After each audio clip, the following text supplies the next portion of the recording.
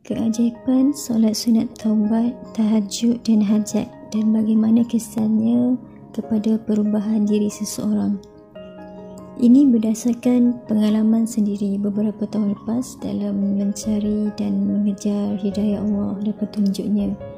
Memang dari dulu dalam hati ini selalu berniat untuk menjadi hamba Allah yang lebih baik, ingin meninggalkan maksiat yang sering dilakukan.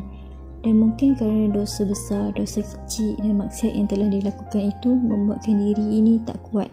Ada jatuh dan bangun, tidak istiqomah, kalah dengan bisikan syaitan dan nafsu. Dan semuanya bermula bila Allah memberikan ujian yang sangat berat, dan ujian itu hanya berlaku dalam masa 1 hari saja.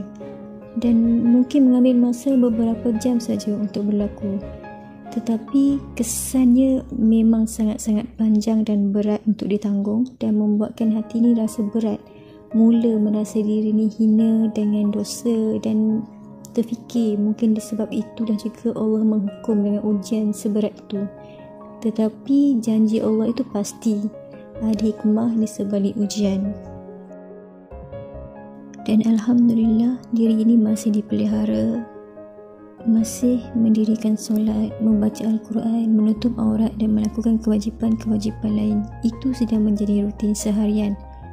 Namun dengan ujian-ujian yang datang itu yang terlalu berat, membuatkan kita tertanya-tanya di dalam diri sendiri.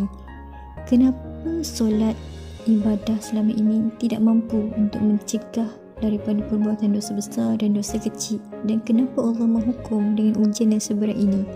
Di mana silapnya? Di mana kelemahan?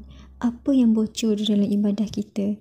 Semua persoalan itu kononnya ingin mencari punca kenapa diuji sebegitu. Perasaan tidak puas hati dan rasa ingin tahu, terus mencari dan mencari segala kekurangan dalam diri yang menyebabkan ujian sebegitu diturunkan. Tapi satu masa terdetik, aku sebenarnya mencari sesuatu dan sedar ada sesuatu yang kosong yang tak kena dengan hati ini. Dan teringat pesanan di dalam ceramah dalam video yang ditonton mengenai hati.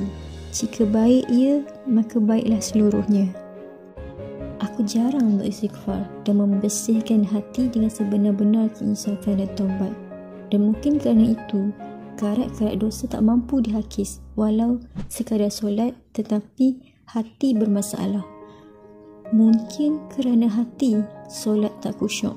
Mungkin kerana hati ibadah-ibadah yang lain tak cukup kuat untuk mengubah diri ini dan mencegah diri dari melakukan dosa. Dan ya, baru tersedar yang aku jarang laksanakan ibadah solat sunat yang lain. Jarang sekali solat sunat taubat. Jarang sekali tunduk dengan sebenar-benarnya penyesalan di hadapan Allah. Dan hatiku lalai. Manakala solat sunat hajat pula adalah penting untuk diri ini terus berdoa supaya Allah memberikan kekuatan untuk terus laksanakan perjuangan jihad melawan bisikan syaitan dan nafsu diri sendiri. Jihad membaiki diri sendiri untuk ke jalannya, untuk Allah permudahkan segala proses dalam memperbaiki diri dan hati.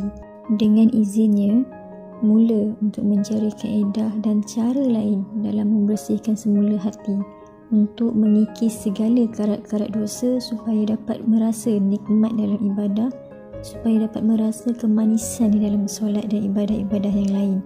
Ingin mengosongkan hati dan membersihkan semula hati.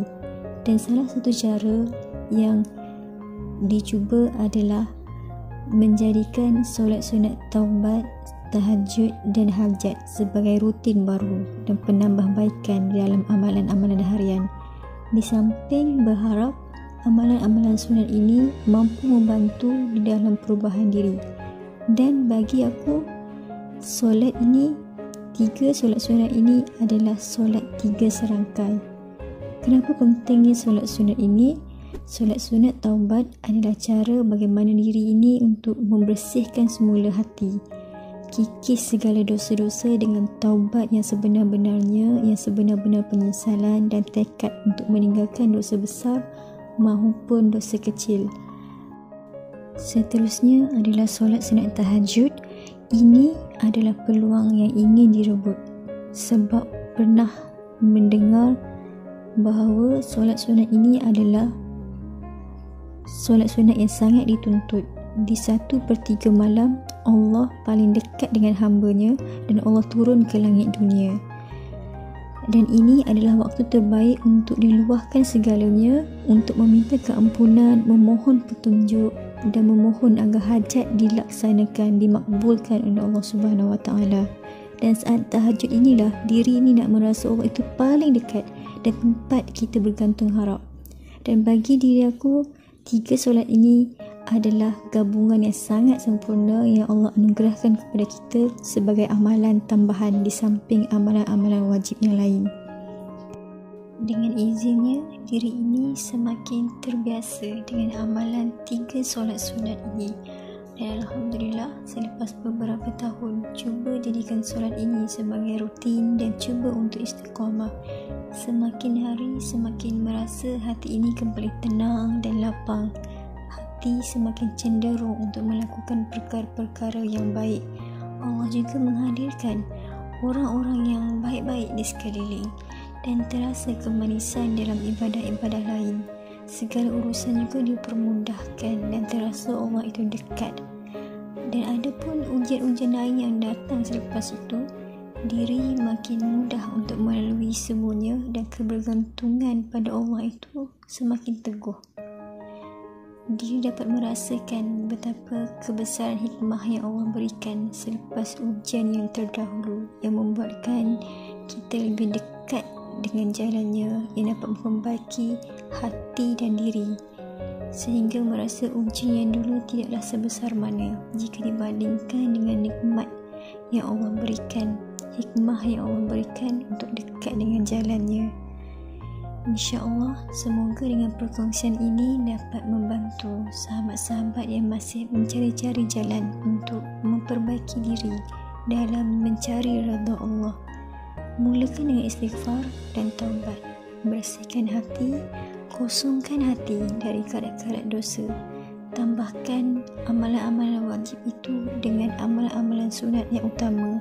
Semoga dengan hati yang bersih dapat menerima segala kebaikan darinya. InsyaAllah, semoga kita semua terus istiqamah.